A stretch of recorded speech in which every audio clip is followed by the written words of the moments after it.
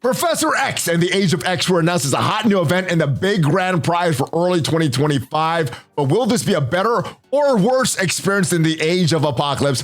Dark Dimension 7 is here, and how long till we start seeing Mephistos running around in the wild? And is Cosmic Crucible sustainable in its current state? There's some major issues going on right now with the trophies, but it's a very easy solution for all of this. We're discussing all of these topics and more in this edition of your Marvel Strike Force Weekly News Update. Joining me this week, all the way from the Shire, is my brother Dulom. And if you're ready for all of these topics and more, then brother Dulom, let him know what to do. The Shire's gonna smash it. And welcome back to the ValleyFlyin channel. I'm ValleyFlyin. This is brother Dulom, and this is your Marvel Strike Force Weekly News Update. We do this every week, keep you up to date on everything that has happened and is upcoming in Marvel Strike Force. And if you haven't done so already, hit that subscribe button for more great Marvel Strike Force content. At least 5 Marvel Strike Force videos every single week.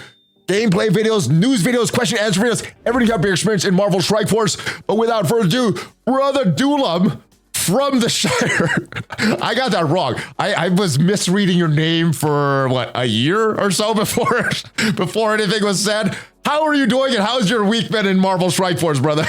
It's been going great. The Shire's doing well. Nice. Marvel Strike Force has been going great. You know, everybody still gets my name wrong, so we're thriving, man. You know the usual. I think you just run with it. Just run with it. It's absolutely. It's like everybody knows the meme at this point. But let's get right into it. Professor X, my goodness, I was waiting so long for this character to come. We were talking about this at the Envoy Summit. The devs didn't say anything except the wheelchair version is not coming. And I think they were working on this at the time. What was your reaction when you first saw Professor X coming to Marvel Strike Force? Oh, you know, like that Deadpool picture, like this one. It was just that. I honestly, like, I'm stoked for this because this gives life to one of the best, like, most well-known mutants ever. I obviously we all kind of want the wheelchair version because that's what we kind of grew up on, the early 2000s movies and stuff. Yeah. Just there's technological issues when it comes to rigs and a lot of boring stuff that comes around it. So we're going to get a standing version, which is just A-okay with me. I think he's going to be an awesome character, and we got a little teaser on the top there, didn't we? Yeah, let's talk about it. Let's talk about this. Yeah. Some people are thinking this is Old Man Logan, maybe one of the characters required to unlock this, maybe just a person on the team. What do you think this means? Is this some kind of hint? They do a lot in throwing hints, and then maybe this is one of the hint, and then they'll have something here, and something here. Is that what you're thinking is going to happen? And is this Old Man Logan? It definitely looks like 4 quadrants, right? It looks like 4 different things that they're trying to add to the whole narrative. It definitely screams that to me. As for Old Man Logan, I don't know if I'm biased. I'm hoping, because that's one of my favorite Marvel movies is Logan, when they finally killed off the Hugh Jackman Wolverine. So I'm hoping, because that character would be really fun. I didn't like seeing him die. I want to see him just kill everybody. But it was a very good story and stuff like that. Now, one of the big fears that the community has, one of the worst times in the game for me was during the Age of Apocalypse. There was a lot of good that happened during that. But I think the worst thing for me was everybody had to build the exact same team, build them up to the exact same gear level. And, you know, we had some bad characters that we had to build, but even with that, even with the good characters, everybody had the exact same teams for Apocalypse, created some really big problems in the meta. What do you think they're going to do to solve this? What kind of lessons have they learned from that? I'm hoping it's just less prescriptive when it comes to like having to build a full 5-man team to progress in this story. I'm hoping it's just like the legendaries that are tied to this, because everybody builds the legendaries, right? Because those are the ones that are get plug and play. Like Nowhere is kind of a meh team, but Nova is awesome pretty much everywhere. We use him a lot. So I would really like that, just to kind of make sure we still have that agency so we can take the team up to usable level, but then slam the legendary all the way down to the max rank to unlock Professor X, instead of having to build the Scarlet Witches, the Phantom X's, the Psylocks, the painful ones, man. Yeah, I have no problem building the Morgan Le Fays, the Red Hulks, the Rogues, the Archangels. It is specifically Phantom X, Scarlet Witch, those bad characters that aren't good. Now, you mentioned one unlock method. There was another one that I didn't even think of, but chat mentioned this morning, gear. Do you think that this will be the new gear tier unlock, or do you think they're going to keep running these dark dimensions? There'll be a dark dimension 8, and then this is just kind of something that we're going to get by doing our normal unlocks, unlocking these legendaries, going for these events, and this is just like a grand prize. What do you think of the unlock method for Professor X? Speculation. Yeah, it's all speculation. Yeah, all speculation. I think it might be tied to ISO again, maybe the next ISO color, because I feel like a lot of people have ISO 5 and ISO 4 in their account, like a decent amount now comparatively to back when Apocalypse was being unlocked. I think the gear requirements are going to be Dark Dimension. I think that's going to be the sticking point for Dark Dimensions is gear, and then this is going to be either ISO or something new. I hope they keep that as well. I do like the Dark Dimensions. I think that's a fun challenge. I think that's a fun chase. It takes a long time, not just entering to get in there. It takes a long time after you've unlocked all these characters to actually play through these modes, because you get 1 attempt per day, unless you're spending a lot of cores. So I do hope they keep that. Now, I'm really looking forward to this, but we do know that one of the next characters coming, or at least the legendary character, is gonna be on this Merc for Money team. They say here, out of time TV will be needed for the next legendary character. So we know that if you want to unlock this character, you wouldn't need out of time. Out of time is pivotal in war. The next legendary character will help join Deadpool and the fan voted Panapool on the upcoming Merc for Money team. They say upcoming team here, but we know it's a Merc for Money team. So do you think that this is one of these boxes here, or maybe we get an Old Man Logan for this Merc for Money team? What do you think is the relationship between this character? Is this the first in the unlock for Professor X? What do you think this Merc for Money legendary character is going to be? Yeah, I think it could be the first kind of step towards the Professor X story in whole, because obviously with the movie coming up, I feel like it's pretty obvious that a Wolverine, either the one we have in game or an Old Man Logan variant of some sort, is going to be on the team joining Deadpool because of the movie coming out in the summer. It will not be the Wolverine we have in the movie. No way. It's going to be a brand new one that they can sell with all new abilities. Yeah, it's not going to be the same one. So at that point, then we know if the legendary's on there, we have Deadpool, and then we have Panda Pool. That's 3 out of the 5. So I'm curious who else is going to be on the team. Another rework, another new character, 2 new characters. It's going to be interesting to see what comes next on that team as well, because we still don't know 2 of them. Now, some have been revealed still under NDA, but I'll just put this out to the community. There are some pretty obvious guesses. Let me know your guesses down in the comments. So I hope it's a fun team. A little tease there. Yeah, teasing everybody. Teasing without revealing too much.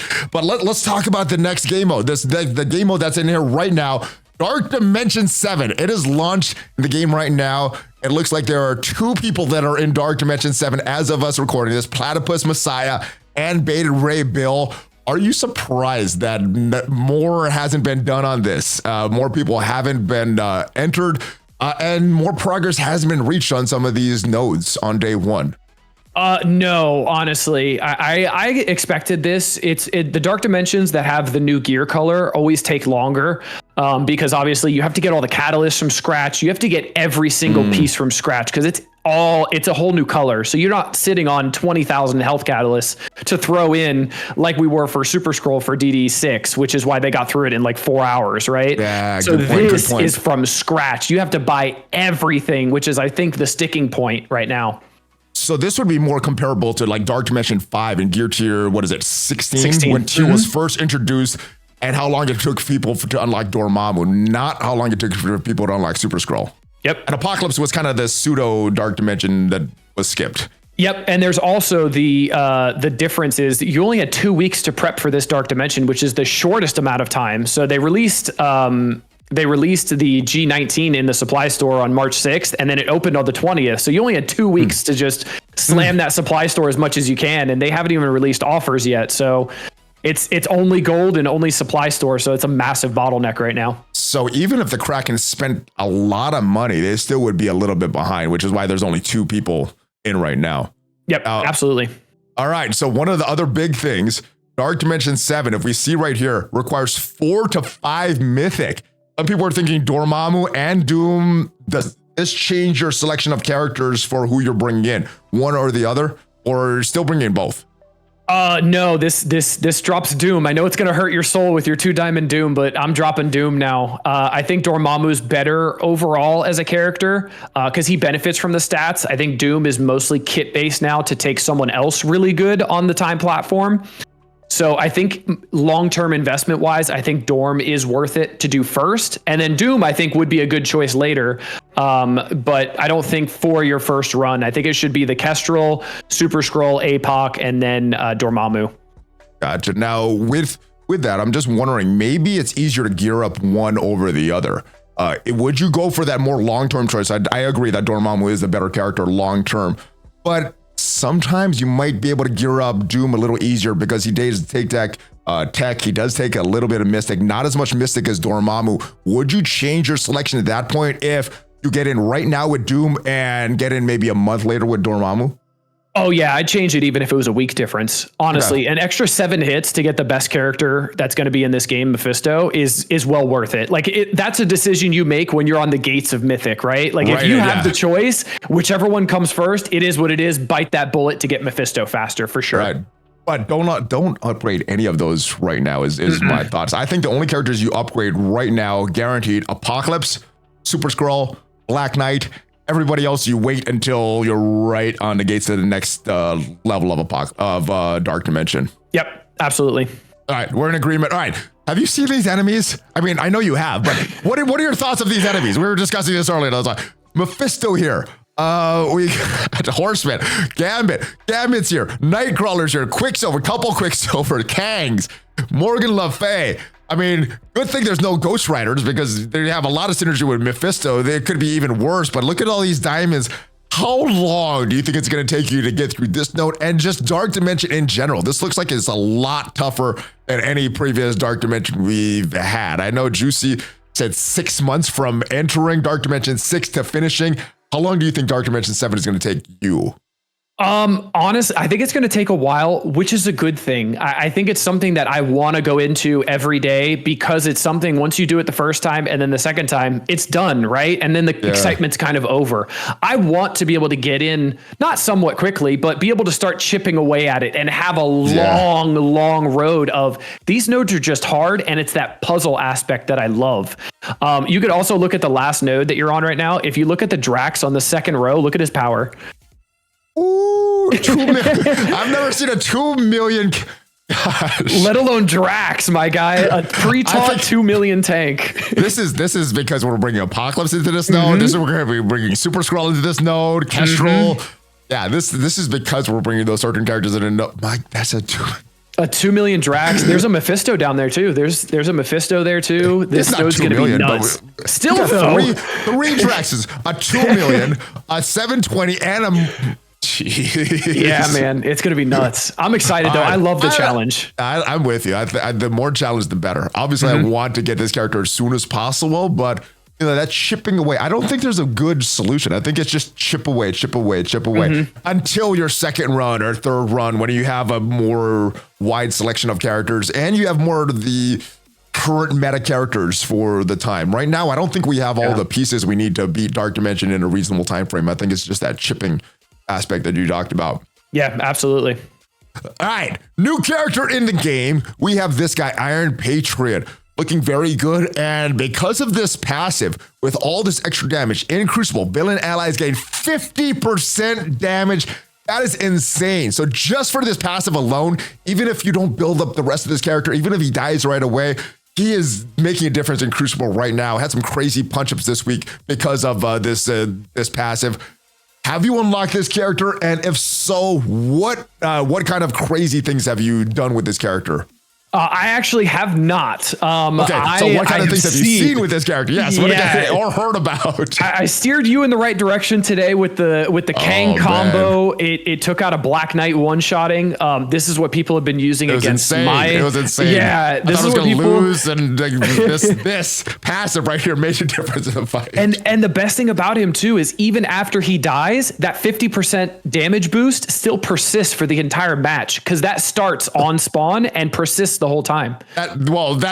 You would need to build up pretty big for it if it didn't do that, because they wouldn't get that damage because he dies right away at these low levels. Yeah, but he's a great plug and play character even without Namor right now. Namor's a good plug and play character too for some big rewinds. Yeah, I haven't built up yet. He's tiny. He's a tiny Namor. I took him all the way up today for a matchup. Oh, he hit for his ult hit for like 2 million. You're not going to regret taking him up. He's going to be crazy, but he's nuts. Mine's a tiny one. But we got leader coming out soon. I'm excited for the full team and the theory crafting to start. I think that's the best part about Cosmic Crucible, and honestly, the best part about Cabal as a 3-piece team being ultimate plug and play. Let's make lesser villains better, all that kind of good stuff. So I'm here for it. Do you think this team is going to have to break up other villain teams like Masters of Evil? This is a good plug and play character right now, but when we get the full Cabal, are we going to use characters like Doom, Omega Red, Ammo? Those are the 3 specific that the devs mentioned. Or are we going to be breaking up Masters of Evil, slotting in some Masters of Evil characters like Kang or Super Skrull, Apocalypse, something like that to make this team work? I think the best way to use them is going to be taking up kind of those B tier villains and just making them way better with the Cabal team, because you have those B tier villains just being ramped up by the Iron Patriot passive, all the stuff that they do. So I don't think breaking up like an MOE or breaking up one of like what we call the Master Key teams is worth it yet, until it gets to a point where like Masters of Evil by themselves can't beat a lot of things. But as of right now, full Cabal, and then like the B tier villains, maybe like a Morgan Le Fay being brought back into the meta. I've heard Strange Heartless as well, because he'll get the extra energy and can ult turn 2 instead. So a lot of things like that can be super helpful to make lesser villains better.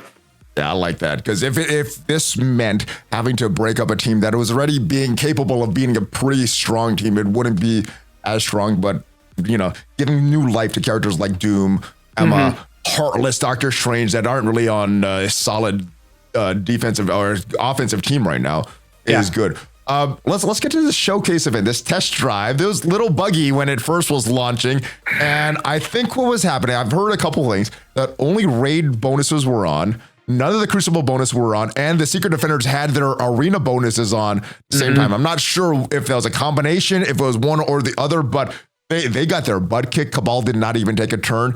Now when you run this, though, it got fixed. They have their Crucible bonuses on, and now Secret Defenders does not even take a turn. It is a 3-match move. Boom. What did you think of this when you first saw them lose? When I first saw it lose, I actually laughed. I went, that's pretty funny. The mode that we're supposed to be trying out, get people excited to use them. That's not good. And then the community found out that it was actually every single room, like game mode rule was on except for Crucible. So it was arena, raids, it was everything but Crucible. So like Photon was just going at the speed of sound. Black Cat had the arena buffs. All this stuff was going on. But after seeing them in game, even just the 2-piece, Cabal's the real deal. Don't sleep on them. They are the real deal. I don't even got the 2-piece. I got the 1-piece, and it's smashing really, really hard. So I'm looking forward to when this team comes. I mean, this is such a big difference with these Crucible bonuses on or off. That 50% damage. They didn't even get that 50% extra damage in the original rooms. So really, really good stuff with this.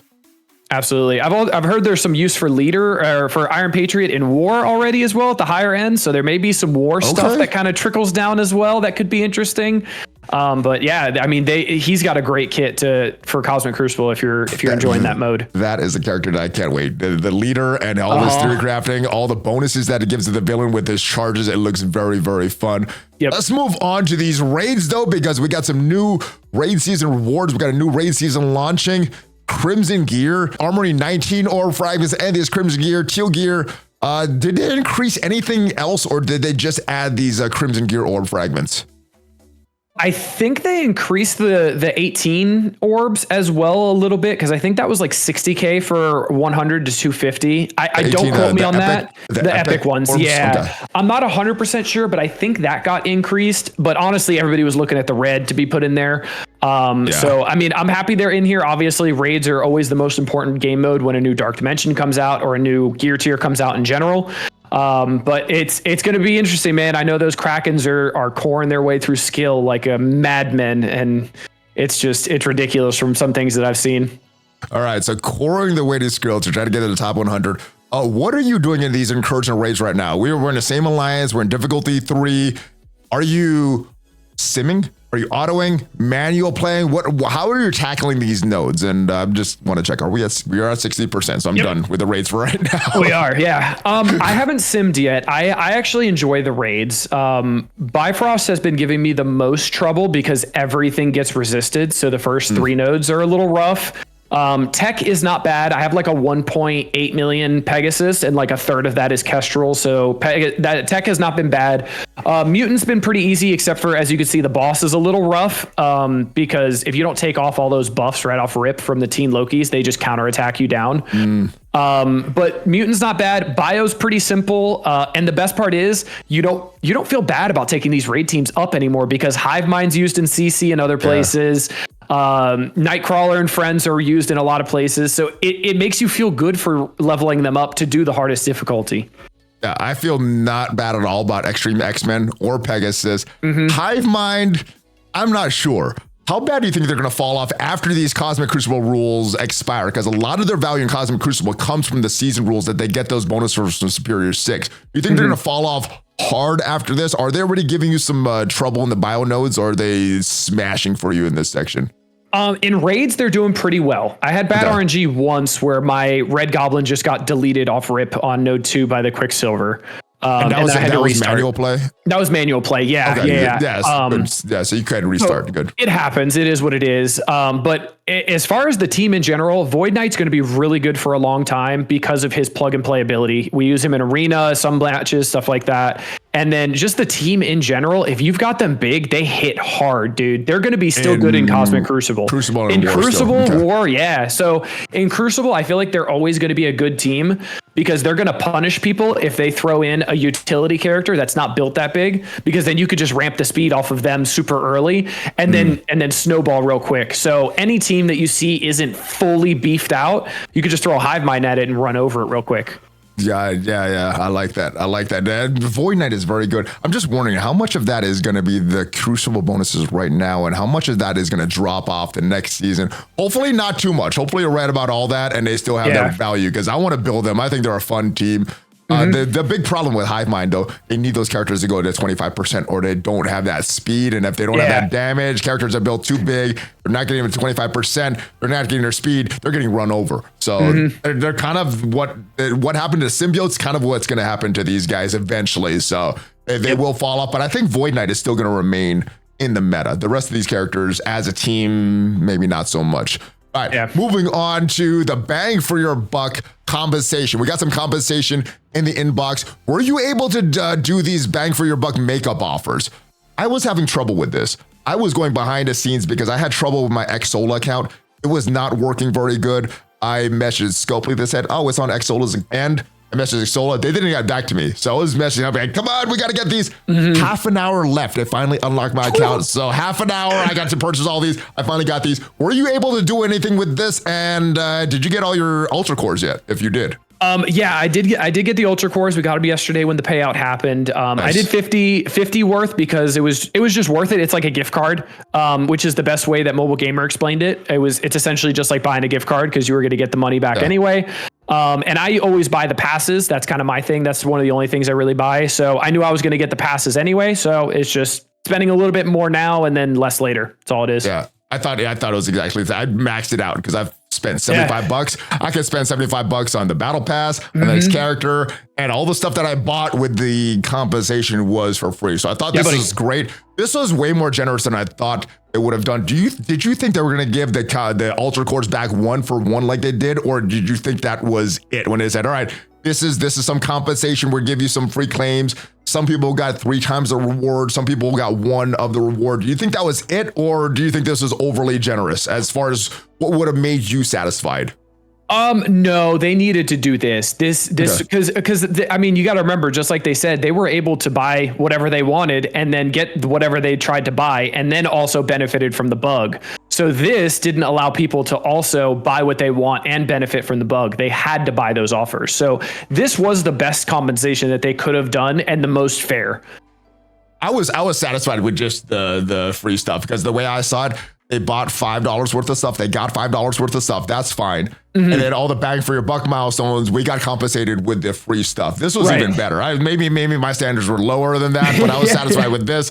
This is even better, though. I'm glad they did this, and I took full advantage of it. I hope whatever was going on with Xsola in the background didn't cause anybody to have issues like I did. I know there were some reports of that, so I hope it wasn't too widespread what was going on with my account. But yeah, I think this was great. This is a great resolution for this. Let's talk about Cosmic Crucible, because there's some issues going on in Cosmic Crucible. And I guess the easy way to explain this, I'll let you go a little more into detail because I think you're a little more eloquent in explaining this stuff off the cuff. But every time you win and lose a battle, you win a certain amount of points, you lose a certain amount of points. The spread on that is very small, and sometimes there's no spread at all. Sometimes it's the exact amount that you win and lose. And then every time the new season starts, your points are destroyed in the whole entirety of the Cosmic Crucible universe. So those points are going away. And technically newer players that come in should be getting those points, but when they start at 0. So no new points are being introduced into the system, and these points are getting out of the system. Anything, did I explain that pretty well, or what do you have to add to make that even more apparent what is going on with that? Yeah, it's essentially an economy issue. So when they do a reset, they're taking the tribunal rating or trophies, whatever you want to call it, out of the economy. And nothing is putting it back in, because if every win is usually a 1-to-1, you win 15, somebody else loses 15, or it's like a 16-14, then that's only adding 2 tribunal rating to the economy, essentially, because that's the only difference. Yeah. So essentially, if you beat me in a Cosmic Crucible, you're just taking my rating, but it's not adding any rating back into the economy, which is causing these massive bottlenecks in like gold and platinum, where everybody's getting stuck, because that's where all the free-to-play players and the new players are getting stuck as well. And like you said, nobody's bringing in new trophies into the economy. New players are starting at 0. So there's no counteraction to this, and it's becoming at a point where it's being a big issue that the community is noticing, because it's been happening for 6 seasons now. Yeah, so I think there's a quick solution. Jgiusti described it best. I'll link his video down below, because he's the first one that I know of that brought this issue to light. Yeah. I'll let you discuss. What is the big solution that he discussed on his video? So essentially, you need to win more. The spread between winning and losing needs to be bigger. So it needs to be like, if you win 30 points and your opponent loses like 15 only, to be able to put those extra 15 trophies back into the economy, right? Or tribunal rating. And that accounts for that big drop that we have each season, where the points are just removed from the economy. Correct. Or the reset needs to be like a set amount that it affects everybody the same. Because the problem is, if you see you're at Diamond 3 right now, if I'm at 1874 in Diamond 3, right? Mm-hmm. And if the season resets right now, we're both going to get reset to the exact same point in Diamond 2. So the problem is, those extra 34 trophies that I had over you don't mean anything. So then those get essentially, it's more and more and more trophies or tribunal rating getting thrown away, and nothing is putting them back in the economy, causing this issue with the leagues and not enough people at the higher levels. So I think the easiest solution, just find a way to get more points back into the economy. The easy thing is to increase the spread. There's a bunch of other ways they could do that. And I'm pretty optimistic with this. The devs have been making mistakes. They've been making errors. They've been making missteps. But the good thing is, now they're listening to community. So when they do make these missteps, they're pretty quick to change correction. I think now that this is brought to light, I think the devs will course correct this pretty soon. So hopefully this won't be an issue, and we won't be like reducing the size of our Cosmic Crucible ratings and all our rewards and everything like that. Let's talk about Cosmic Crucible this week. This has been a tough week in Cosmic Crucible. What have you noticed as far as your new defenses, new offenses? I faced some pretty freaking big defenses this week. We got lucky with a lot of wins. Some of it was from Iron Patriot. This was a tough team right here. What are some of the new defenses and offenses that you've been facing in Cosmic Crucible this week? I actually didn't have to face any Cabal this week, which was nice. I did see a decent amount of people facing Cabal. I've been seeing a lot of sus SD in room 1 has been kind of a thing now, kind of like how you have here with the Kingpin.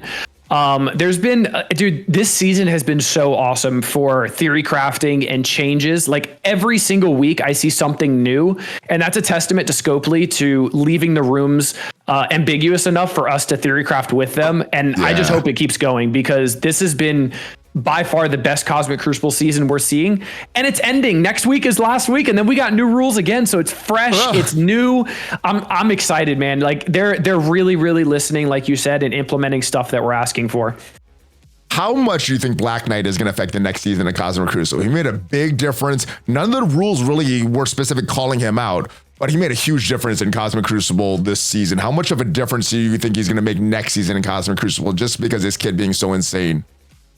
Yeah, it's going to be interesting. I know we're doing some testing behind the scenes and trying to see what works and stuff like that.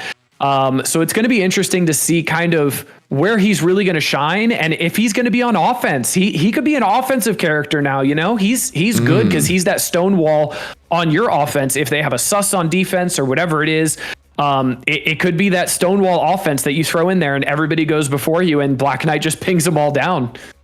And predictions for next season. What do you think is going to be a tough meta team next season, offensively and defensively? Do you think Extreme X-Men is still going to shine? Do you think there's other characters that are going to rise up? Obviously, Cabal is going to be dominant in offense. What else do you predict happening? Yeah, I think even without specific room rules to Extreme, they're still going to be really good. Extreme is just a good team in general. Like they're really good. And it's great because they're keeping Rogue in the meta more, because she's a great fifth to plug and play there. Yeah. But they're just going to keep being good because they're just how good of a tune Nightcrawler is in general. And then Gambit with the pings. I mean, the team is just awesome, man. So I think they're going to stay in the meta, even if there's a room that doesn't completely call out to them. But if there is, then obviously you're going to see where they're going to be going pretty quickly. And Dulom, we have a dark promo character in our next strike pass. How generous do you think this is? Were you expecting this? I know some people were thinking it was to be Void Knight. Kind of disappointed. I thought this was awesome, though. What did you think when you saw Black Knight, the next strike pass character? Shut up and take my money is what I thought. I was like, absolutely, because there's actually enough shards in here. He'll get me to a 7/7. So I'll be maxed out BK. I'm ready to go. Oh no! I dropped like 15,000 cores on Black Knight when he came out. So I was like, you know what? We're going in on this. 15,000. Wow, 15,000. Yeah. Jeez, dude. Yeah, I saw his kit and I was like, this guy's gonna be meta everywhere. I did the same thing for Kang, because Kang was going to be meta everywhere because of that speed. And I feel like he's at that level, if not better, because he's the super scroll counter essentially. Yeah, very, very good character. This is one that I never buy, because this has more gold and your 18 pieces, not as valuable once you're through Dark Dimension 6. But the Black Knight made it worth it for me. Just the character shards alone made it worth it. And it's a good place to spend my Ultra Cores as well. Yep. You also get some diamond promotion credits too. You get enough to take a character from 1 to 2 diamonds from that as well. But I agree with you. If the character is not good enough in here, I probably won't get it. It has to be good enough. Yeah, I agree. For me, it has to be the character, because the gold is cool. The other stuff is cool. But my rationale is I get that stuff anyway through the just normal gameplays. So I don't want to spend for that. I want to spend for these shards, because I think they're going to be very, very stingy with how they're releasing this character. Absolutely. All right, now we got a new event going on right now related to the Dawn of Time. This one is the release event for Cosmic Ghost Rider. Looking at these rewards, as far as the milestone, seems like a very generous event. I got a lot of shards for Cosmic Ghost Rider. I did get the unlock, the 80 shard unlock, or 45 shard unlock. So we got up to 4 stars, and I did get pretty good drops in my first orb pull. What do you think of this event, and what do you think of these orbs in general? Usually I don't like these orbs too much because they're hit or miss. But they've made it so the left side of the orb is a guaranteed 2, 3, 4, or 5 drop, which is really nice. So it's a guaranteed drop, so it doesn't feel bad that you're opening up Cosmic Ghost Rider orbs and not getting him. So you're guaranteed to get him every time, which is really nice. I think the amount of shards in the actual milestones are really generous too. So I think there's like 50 or 60 shards in just the milestones. So it's not just RNG dependent. I know this unlock method is not the most favorite from the community because it is RNG. It's based on the orbs you open and stuff, but I think they're taking steps into the right direction, making these a lot more player friendly than they have been in the past, from what I can tell. Yeah, and since the Age of Apocalypse that year, they've made less character shards in the initial event, but as you can see, these are some pretty recent character shards. They didn't do this in the past. Void Knight, Kraven's farmable now, Mockingbird's farmable, Ronin is farmable now, but they're pretty recent. We have some unfarmable characters in Gwenum, Red Guardian, and obviously Cosmic Ghost Rider. So while the initial events aren't getting as much, this one's okay, but we're getting a lot more unfarmable characters in these orbs, so I think it is a great event. Now, one thing that I do like about this, very minimal blitzing. I think less than 8 rotations for the whole life of the event for the web milestones. Are you pushing for these ranking rewards in this event? Are they worth it enough for you to try to push in this top 3% for some of this teal gear to get into Dark Dimension 7 slightly earlier? Or is it just, I'm going to do this event, get as many Cosmic Ghost Rider shards, and wherever the milestones fall is where they may be? Yeah, wherever they fall, cool.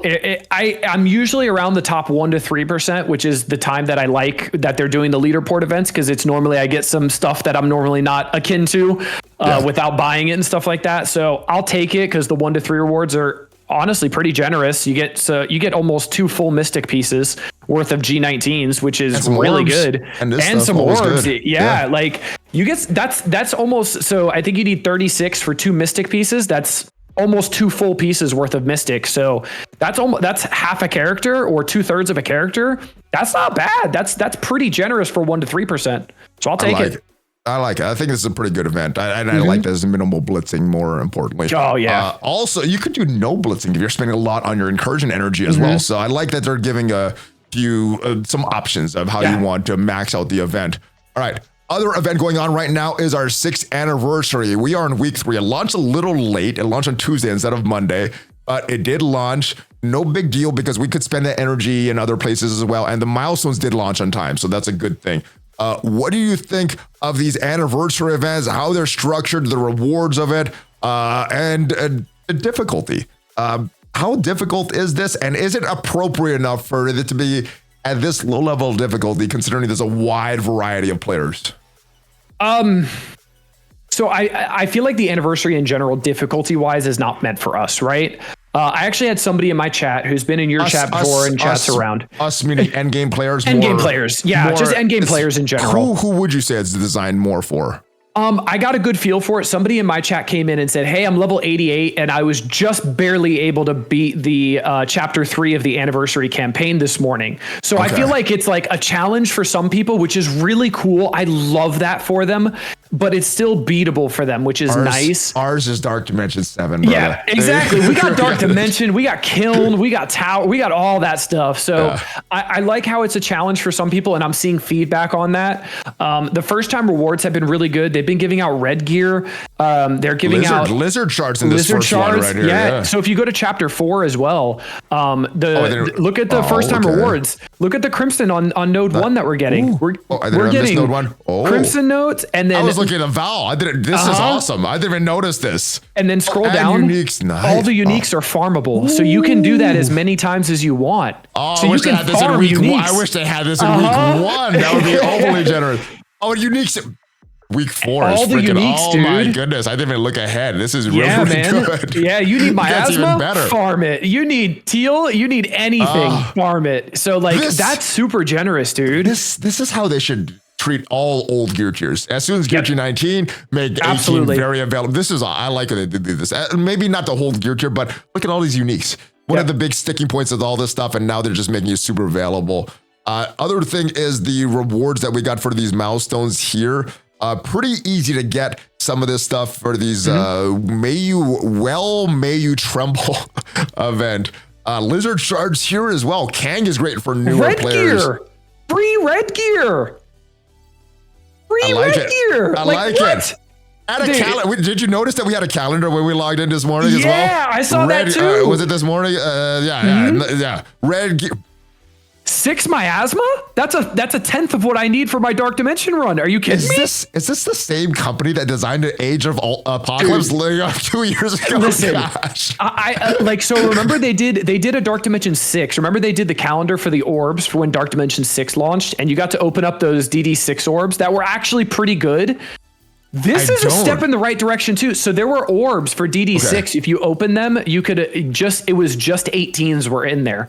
And if you got like a gold drop, you could get like 18 of a mystic piece. If you got the gold drop, it was like less than 1%. I do remember this. Those does help me. Those help me a lot. Yeah.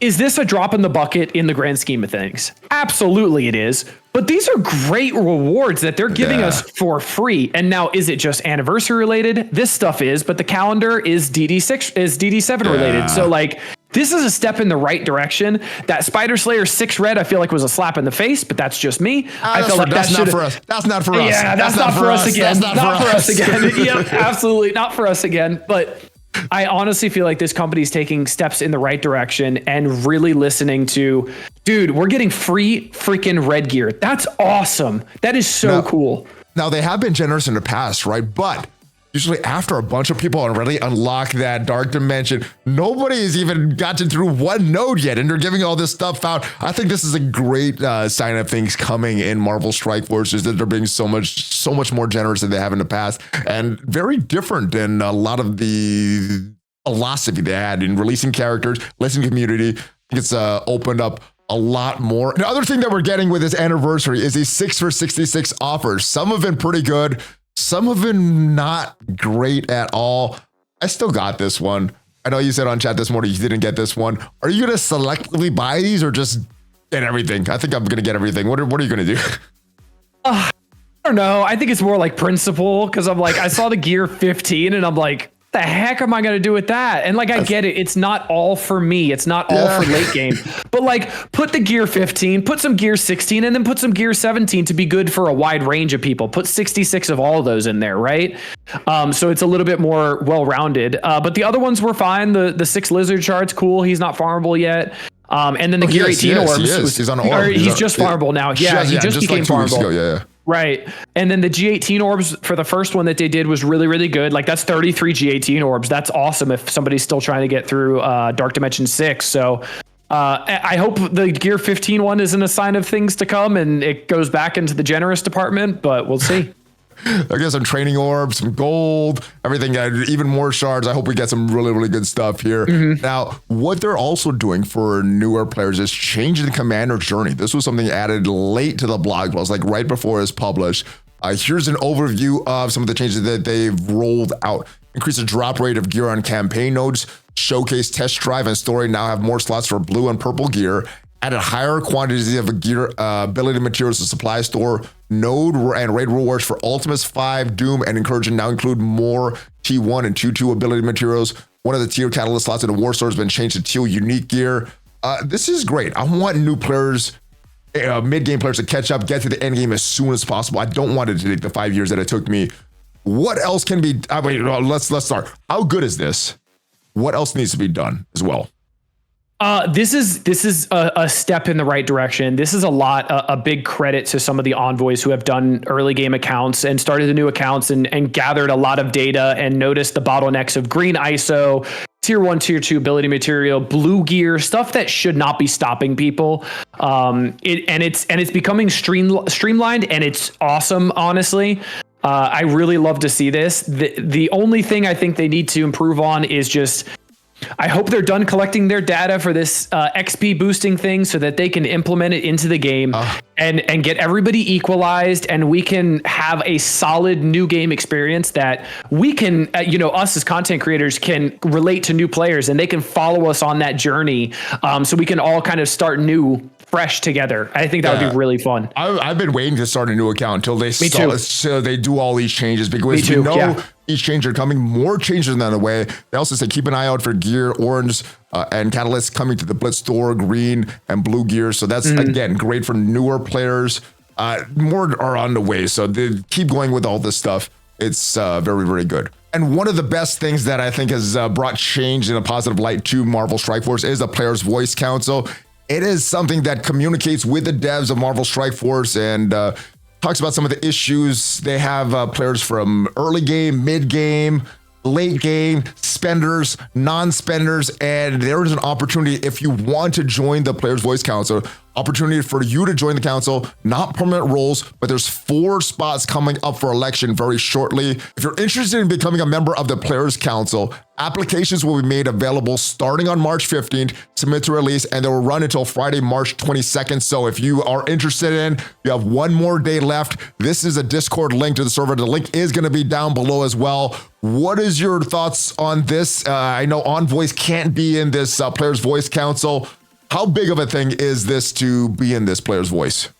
It's big, and people always ask, like, what's the difference between an envoy and a player voice council member, right? Envoys, we have specific things that we are envoys for because we make content for the game.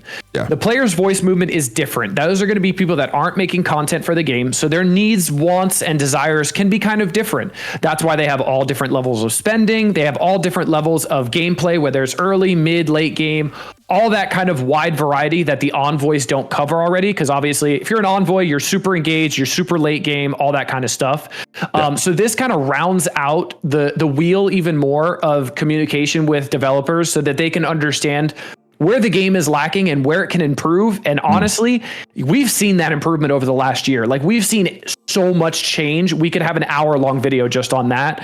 Yeah. And it's really showing that they're listening to what we're saying at all levels. Listening, I think, is the biggest thing, because like I said, they're still making mistakes. There's still some events that aren't like the best, but they listen and they fix these things very quickly. Let me add on to the point. I think one of the other big things about the envoys and the player's voice, on purpose get a lot more information in advance than us. They ask the envoys how much information do we want to advance. We said not too much, because we want to be able to talk about stuff. We want to be able to speculate stuff. The player's voice gets information a lot sooner than the envoys. So that is one thing, because they're not wanting to make content about this stuff. They just want to improve the game. So that's one of the other major differences as well. Yeah, absolutely. No, I appreciate you saying that. Yeah. Professor X, Dark Dimension 7, what has you more hyped right now? The ability that you will eventually get in Dark Dimension 7, play all that difficult content, or if you stay highly engaged, you will get Professor X. What has you more excited right now? Probably Dark Dimension. That's closer, because we know like the steps to get in there. We don't know the steps for Age of X yet, and honestly, I'm a little weary. I hope they stick to the landing. I really hope they prove that they're listening, learning from their mistakes with this Age of X. I'm hopeful, but it's a skepticism hoping as well. They may or may not, but I'm confident in their listening, and even if they don't, I think they'll fix it so it'll be a great experience. Maybe not initially on release, but it will be a great experience down the road, is what I'm confident of. So yeah, I'm looking forward to that. I think I'm with you though. I'm looking more forward to Dark Dimension 7, because I know the kid of Mephisto. I know it's a little closer on the horizon, and I know what I need to do now that it's in the game yet. I know it's going to be a tough slog. But that is it for right now. If this video did provide you some value, leave it a like. It is free for you, helps out the channel. Make sure you check out the links down below and check out Dulom. He puts out some great content, especially those game shows that you do. All those game shows, great stuff. I want those to get a little more views, because I think that's a fun thing. So check him out. And if you haven't already subscribed, hit that subscribe button. I'll see you guys next time. Have a great rest of your day. And if you want to check out what are the best things to farm in each store, check out the video up there, and I'll see you guys next time. Hulk fist bump, ValleyFlyin, and Dulom from the Shire out.